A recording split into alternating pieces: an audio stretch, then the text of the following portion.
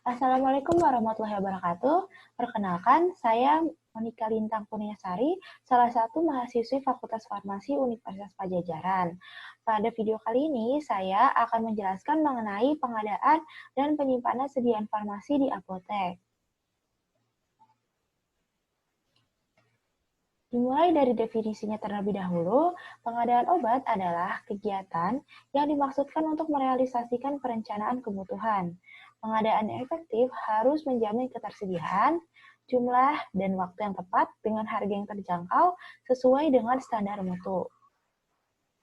Adapun prinsip menurut Keputusan Menteri Kesehatan Republik Indonesia Nomor 38 Tahun 2003 tentang Pedoman Umum Pengadaan Obat Program Kesehatan, yaitu mutu obat terjamin, memenuhi kriteria, khasiat, keamanan, keabsahan obat, dan memiliki izin edar atau nomor registrasi. Lalu dilakukan secara efisien dan efektif sesuai dengan kebutuhan, serta menerapkan konsepsi obat esensial generik, dan pengadaan obat program kesehatan melalui industri farmasi atau PBF yang memiliki izin edar.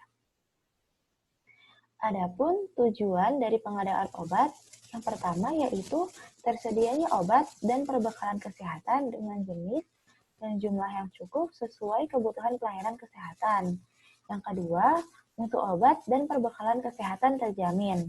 Yang ketiga, obat dan perbekalan kesehatan dapat diperoleh pada saat diperlukan. Selanjutnya ada tahapan pengadaan obat.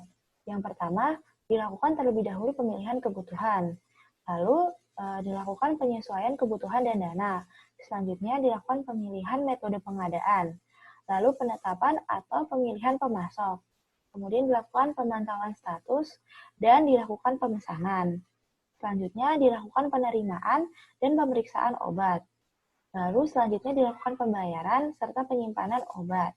Yang terakhir yaitu dilakukan pendistribusian dan pengumpulan informasi obat. Adapun hal yang perlu diperhatikan dalam pengadaan sediaan farmasi dan alat kesehatan. Yang pertama yaitu bahan baku obat harus disertai sertifikat analisa.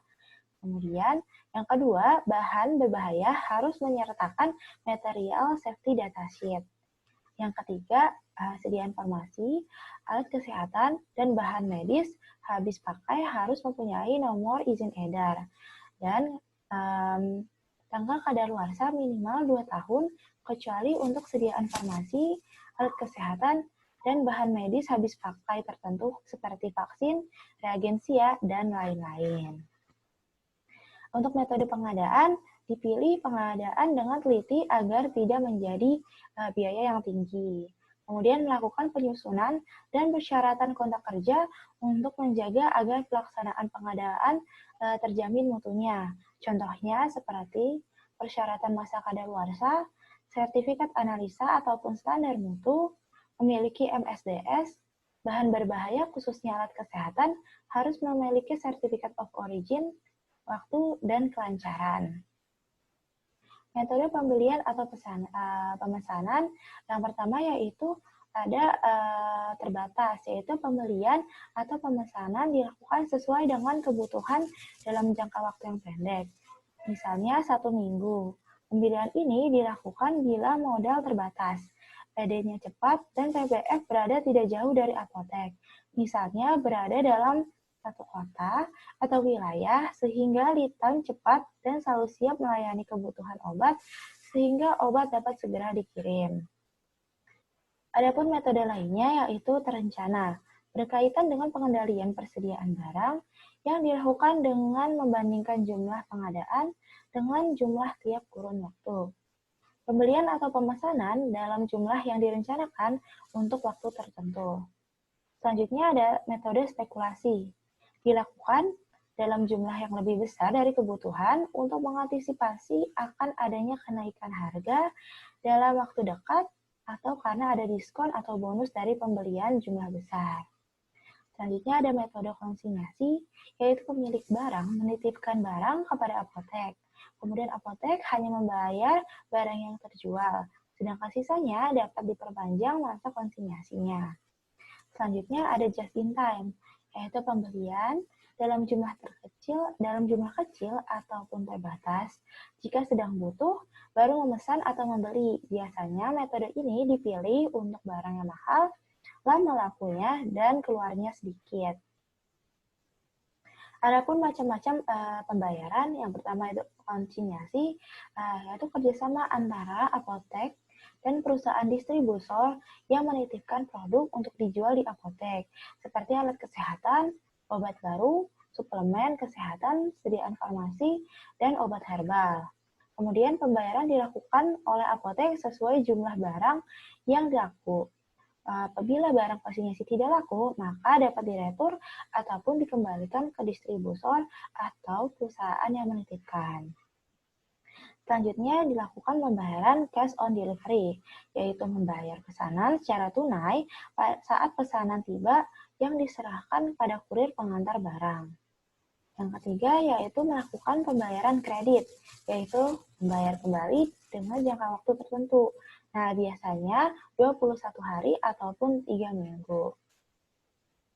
Selanjutnya ada penyimpanan obat.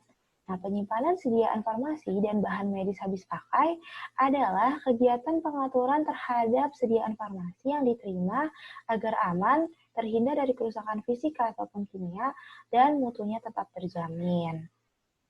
Adapun tujuan dari penyimpanan obat yaitu pemeliharaan mutu persediaan farmasi, menghindari penggunaan tidak bertanggung jawab, menjaga ketersediaan obat, dan memudahkan pencarian serta pengawasan. Penyimpanan harus bisa menjamin kualitas dan keamanan sediaan farmasi, serta perbekalan kesehatan sesuai dengan persyaratan kefarmasian, yaitu stabilitas dan keamanan, sanitasi, cahaya, kelembapan, ventilasi, dan penggolongan jenis sediaan farmasi dan perbekalan kesehatan.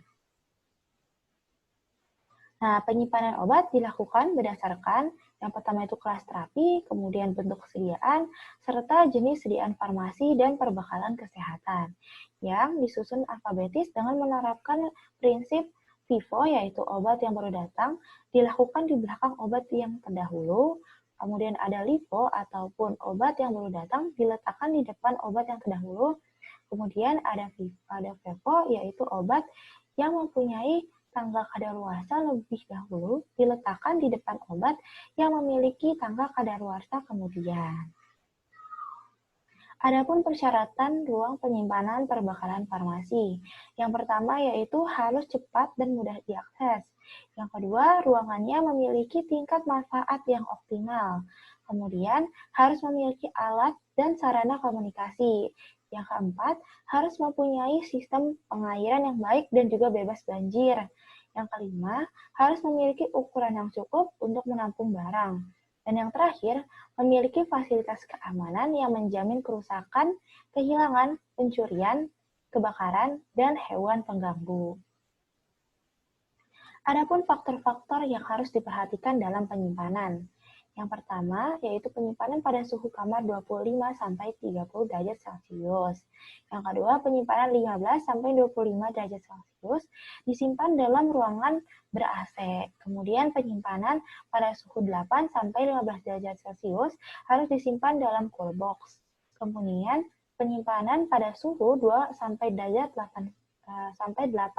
derajat Celcius disimpan dalam lemari pendingin. Adapun obat-obatan narkotika disimpan dalam lemari narkotika sesuai dengan peraturan perundang-undangan. Kemudian, untuk barang yang mudah terbakar disimpan dalam gudang tahan api dengan alat pemadam kebakaran. Serta untuk obat yang tidak disimpan tumpang tindih dengan obat lain dan tidak bercampur dengan makanan jika disimpan dalam lemari pendingin.